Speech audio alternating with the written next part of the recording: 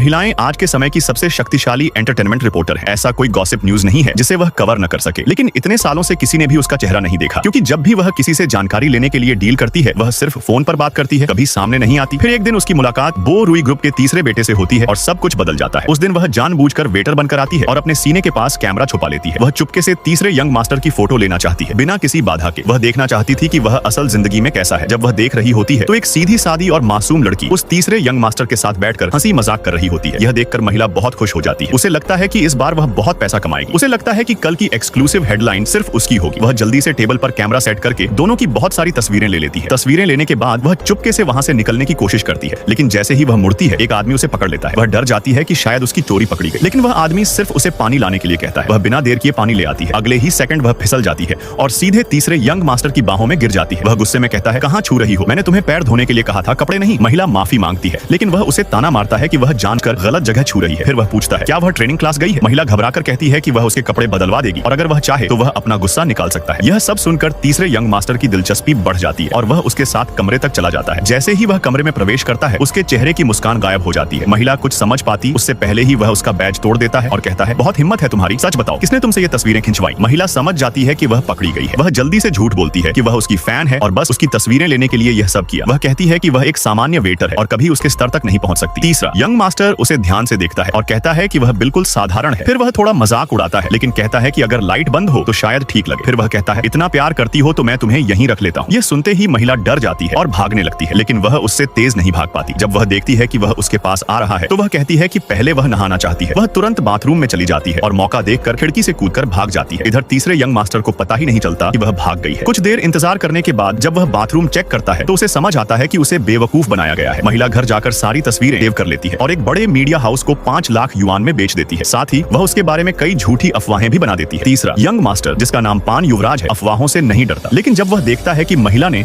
उसके शरीर के बारे में भी गलत बातें फैलाई हैं तो वह गुस्से से भर जाता है। वह तुरंत मीडिया के एडिटर को पकड़ता है और उसे मजबूर करता है कि वह उस लड़की को ढूंढे जो वेटर बनकर आई थी। इधर महिला अपनी माँ के ऑपरेशन के खर्च की चिंता में सो नहीं पा रही होती। तभी एडिटर उसे मैसेज करता है कि अगर वह तीसरे यंग मास्टर और उसकी रहस्यमयी प्रेमिका की तस्वीर ले आए तो उसे 2 लाख रुपए मिलेंगे। मजबूरी में वह डील स्वीकार कर लेती है। उस रात वह पार्टी में जाती है, जानबूझकर अपने कपड़े गंदे करती है और फिर क्लीनर बनकर भेष बदल लेती है। अपनी समझदारी से वह जल्दी ही तीसरे यंग मास्टर की रहस्यमयी मंगेतर तक पहुंच जाती है और नेकलेस में छिपे कैमरे से उनकी तस्वीरें ले लेती है। तस्वीरें लेने के बाद वह मीटिंग जगह पर जाती है, लेकिन एडिटर उसे पूरे पैसे देने से मना कर देता है। वह कहता है कि उसका बॉस कार में है और बात उसी से करो। जैसे ही वह कार के पास जाती है उसे लोग घेर लेते हैं। तब उसे समझ आता है कि वह फिर से फंस गई और तब एक आवाज आती है, फिर से मिलकर अच्छा लगा।